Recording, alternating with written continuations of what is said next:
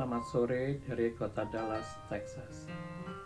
Pada video terdahulu, kami telah menyampaikan tahapan-tahapan dalam membeli properti di Amerika, khususnya di Texas.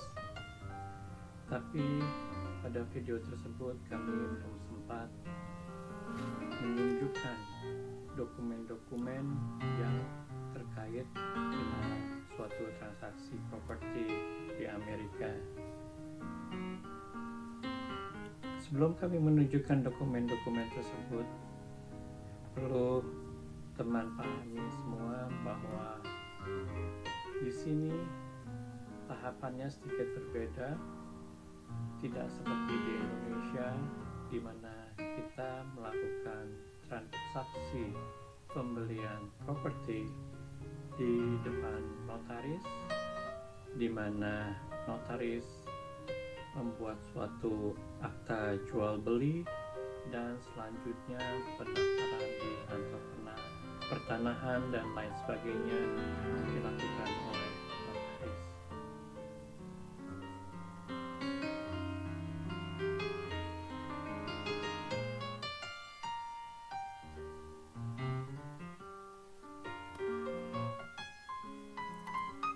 Jadi, pembeli akan diwakili oleh agen dan agen akan bertindak mewakili kita mengajukan penawaran secara tertulis.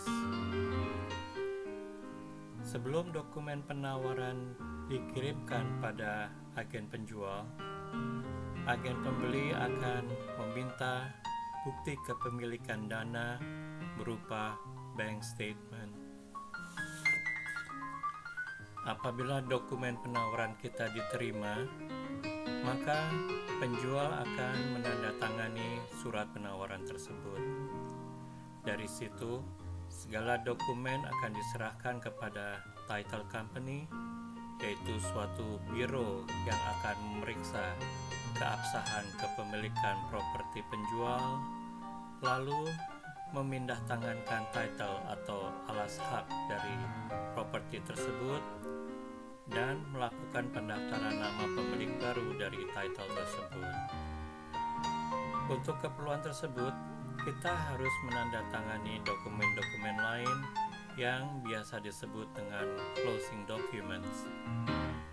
Dalam 30 hari setelah closing documents ditandatangani, pembeli atau bank pembeli harus melunasi pembayaran atas properti tersebut.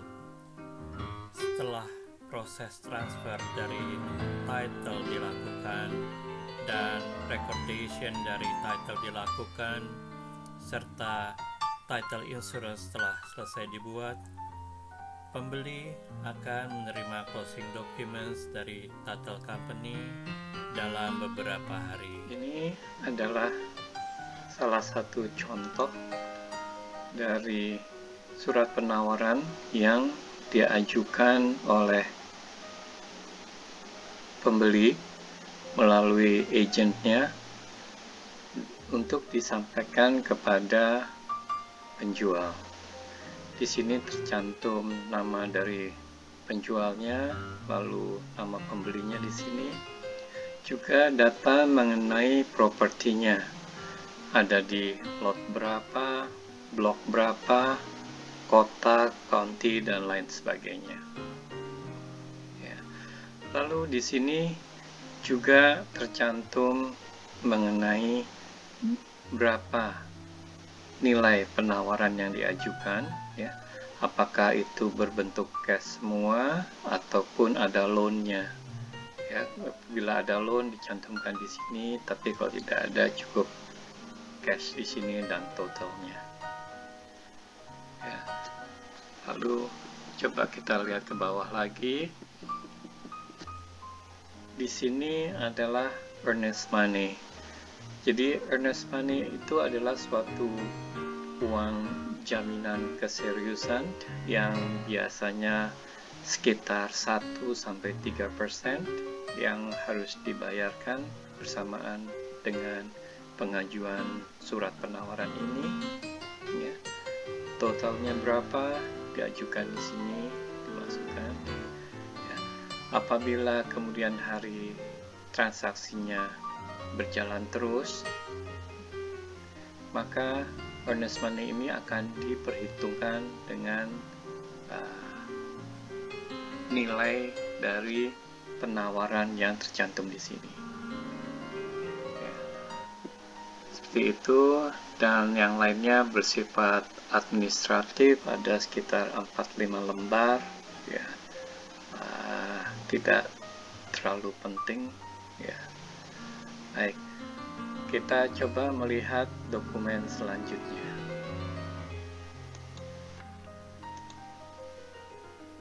Lalu, apabila penawaran kita disetujui oleh penjual, maka title company akan mempersiapkan closing documents, dan salah satu closing documentsnya adalah warranty deed ini. Ya, jadi dalam deed ini akan tercantum nama penjual dan nama pembelinya. Mereka biasa menggunakan dengan istilah grantor dan grantee. Ya. Juga mengenai data daripada properti tersebut, nomor lot, block, section, kota, county, dan lain sebagainya. Ya. Kemudian ya, di halaman selebihnya approval atau acknowledgement dari county, ya, masuk county mana, lalu pejabat setempat akan tanda tangan dan membubuhkan capnya. Di sini juga kalau dibaca ada cap daripada notary, tapi notary di sini fungsinya berbeda. Jadi notary di sini adalah public notary. Mereka tidak menyiapkan akta, tapi mereka membutuhkan cap dan tanda tangannya di sini hanya untuk membuktikan bahwa penandatangan pada dokumen ini adalah betul orang yang berhak. Ya. Juga seperti itu, ini ada tanda tangan dari pejabat county, juga pejabat dari state of Texas. Ya. Seperti itu. Sedangkan dokumen lainnya sifatnya administratif. Tapi kita bisa maju ke dokumen berikutnya. Selain warranty deed tadi, title company juga menyiapkan suatu title insurance, yaitu asuransi yang menjamin bahwa properti yang dalam transaksi adalah tidak bermasalah, pertama.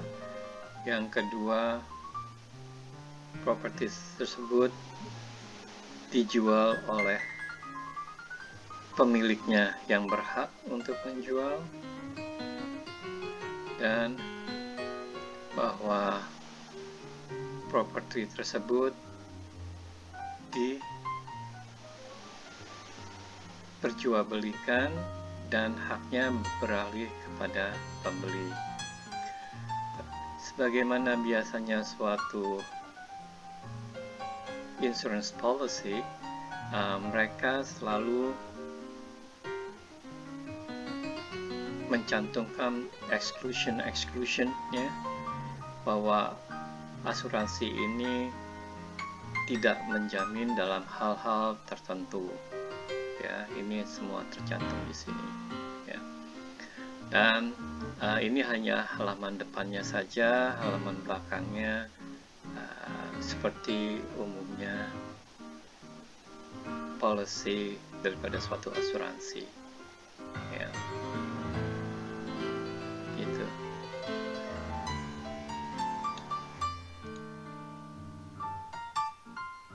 Ini adalah suatu hasil report, ya. yang menunjukkan batas-batas mengenai properti kita. Juga di sini terlihat adanya suatu garis easement.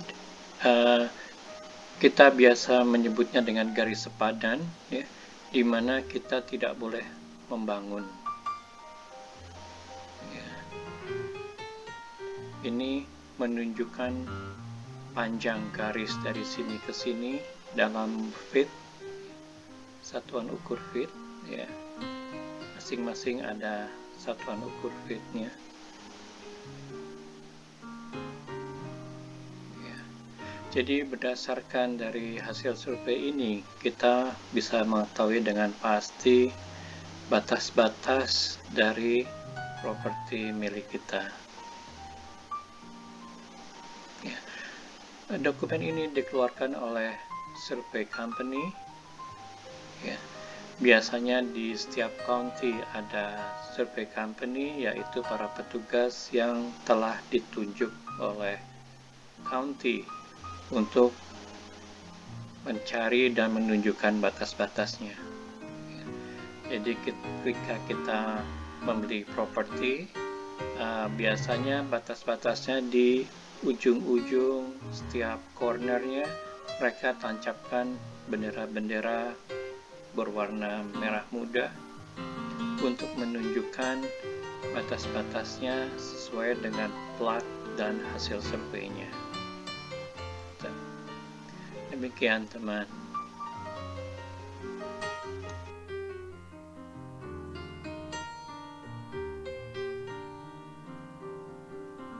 Demikian, mudah-mudahan video ini cukup informatif dan sedikit menghibur. Apabila ada pertanyaan-pertanyaan, silahkan tinggalkan komentar Anda dan kami akan berusaha menjawabnya. Salam kami dari Texas.